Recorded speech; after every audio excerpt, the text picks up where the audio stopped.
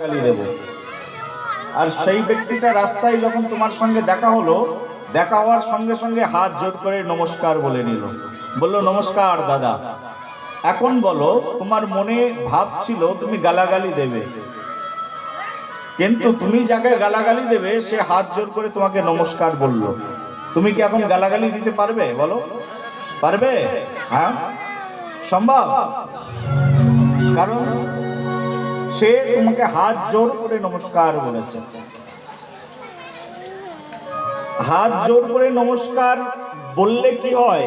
বলে ভাবটা বিনয়পূর্ণ হয়ে যায়। আর আমাদের সনাতন ধর্মের ব্যবস্থাপনা এত সুন্দর যে এমন সুন্দর ব্যবস্থাপনা পৃথিবীর আর কোনো ধর্মে নেই। অন্য অন্য ধর্মে hi, hello, how are you, এই সব অভিবাদন সূচক বাক্য রয়েছে, সালাম আলাইকুম, এই সব অভিবাদন সূচক বাক্য।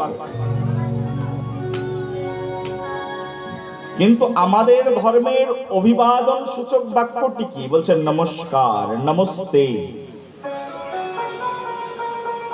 একদম ভাবটাকে পরিপূর্ণরূপে বিনয় করে দেয়, মনটাকে বিনয়ী করে দেয়।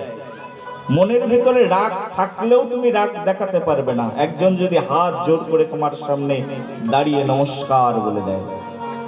এত সুন্দর ধর্ম পৃথিবীতে আর হয় নাকি?